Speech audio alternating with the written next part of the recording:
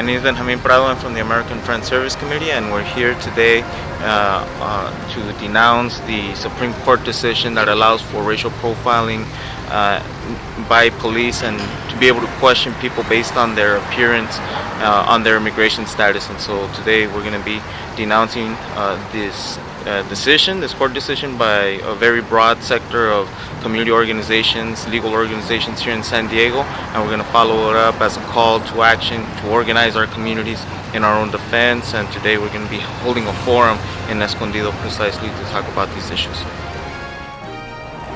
2 years ago, we stood together as a united community against the troubling prospect that the state of Arizona would consider passing a law that represented an affront to civil rights, that challenged the basic principle that all human beings should be treated with respect and dignity, by passing a divisive law that is sure to create tension, racially profile, and cause irreparable harm to members of our community, citizens and non-citizens alike.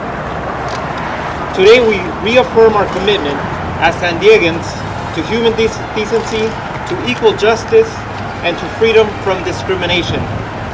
While the decision strikes down some of the most controversial provisions of SB 1070, the Supreme Court upheld the worst of the anti-immigrant law.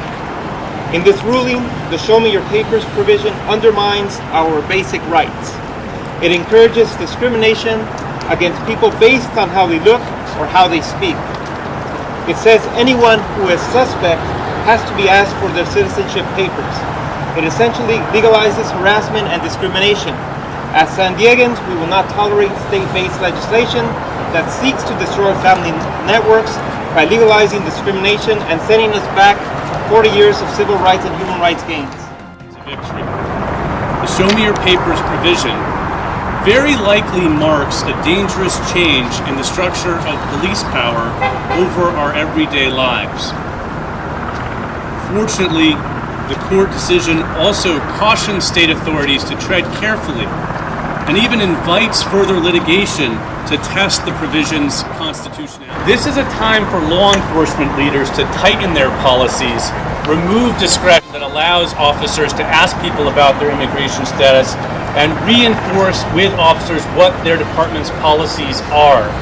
This is a time for law enforcement leadership to explain to the public and police officers that stopping and questioning people on the basis of the color of their skin or their accent, the idea that they appear foreign, whatever that means, is not lawful.